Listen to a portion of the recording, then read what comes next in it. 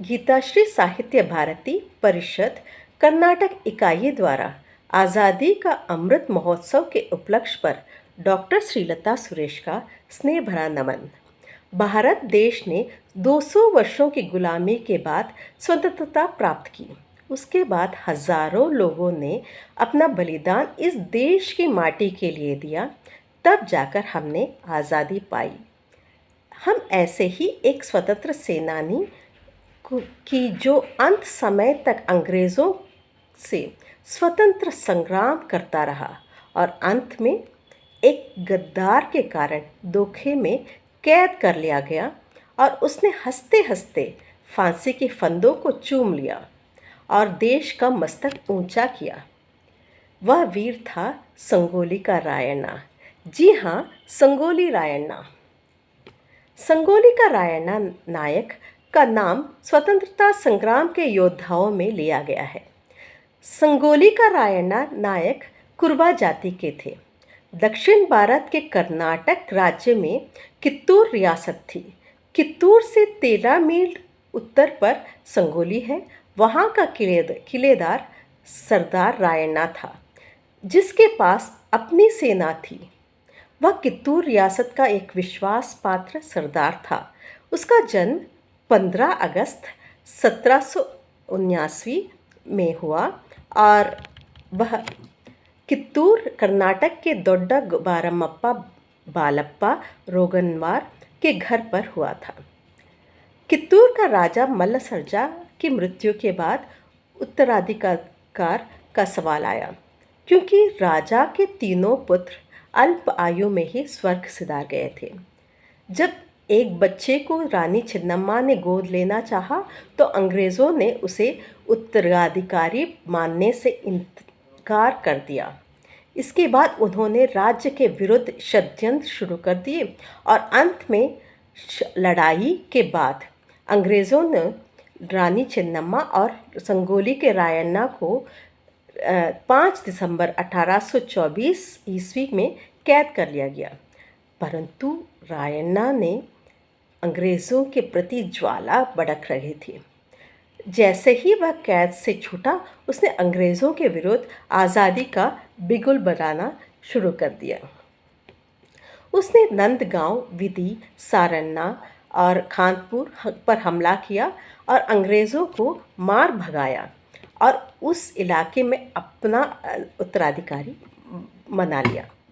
अंग्रेज़ों ने उसे पकड़ने की अनेक प्रयास किया, परंतु पकड़ न पाए। रायण्णा नायक छापावार प्रणाली ने बार बार युद्ध करता रहा और उसने अंग्रेज़ों का नींद हराम कर दिया। जब अंग्रेज़ों का कोई सफलता प्राप्त नहीं हुआ, आखिर उन्होंने एक गद्दार को ढूंढ ही निकाला, जो कि राज परिवार का ही सदस्य था और जिसका नाम था लिंगनगौड़। अंग्रेज़ों ने उसे डराया, धमकाया और लालच देकर शर्त पर छोड़ दिया कि रायण्णा को पकड़ने में अंग्रेज़ों सरकार की सहायता करेगा, नहीं तो वो लिंगनगौड़ को मार डालेंगे।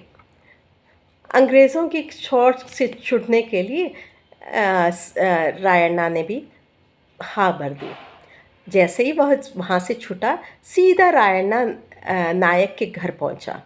रायण्णा ने सहज ही उनसे बातचीत करना शुरू कर दिया, क्योंकि वो तो पुराने मित्र थे। एक बार जब रायण्णा सरदार प्रातःकाल नदी में स्नान करने गए, लिंगनगौड़ ने तुरंत अंग्रेज़ों को खबर कर दी और उन्होंने नहाते हुए रायण्णा को अंग्रेज़ों ने घेर लिया। रायण्णा ने तैर कर नदी का पार करना चाहा, किंतु तब तक अंग्रेज़ों ने उनको घेर लिया। रायण्णा ने तुरंत अपनी कटार तैरते तैरते गद्दार लिंगनगौड़ की ओर फेंका और गद्दार की छाती को चीर करता हुआ आर पार निकल गया और वह वहीं उसकी मौत हो गई। वीर रायण्णा को धोखे में कैद कर लिया गया और 26 जनवरी 1830 में बेलगावी जिले में नंदगांव के 4 किलोमीटर दूर पर एक बरगद का पेड़ है। वहीं पर वीर पराक्रमी स्वतंत्रता सेनानी रायण्णा की फांसी पर लटका दिया गया। धन्य है रायण्णा, उनका नाम स्वर्ण अक्षरों में लिखा गया है। और इतना ही नहीं, आज भी हम देख सकते हैं बेंगलोर का रेलवे स्टेशन का नाम क्रांतिवीर संगोली रायण्णा के नाम पर ही है। समय के अभाव के कारण और भी संगोली रायण्णा के बारे में बताना चाहती हूँ, लेकिन उनकी जीवनी जो पढ़ते हैं तो हमारे रोंगटे खड़े हो जाते हैं।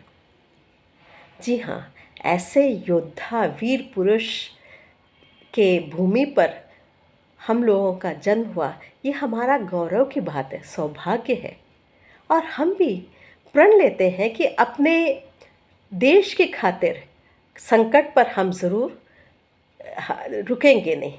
हर एक नागरिक एक योद्धा है, ये हम सभी भारतीयों का एक प्रण होना चाहिए।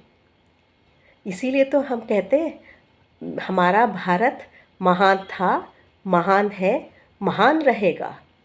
जय हिंद।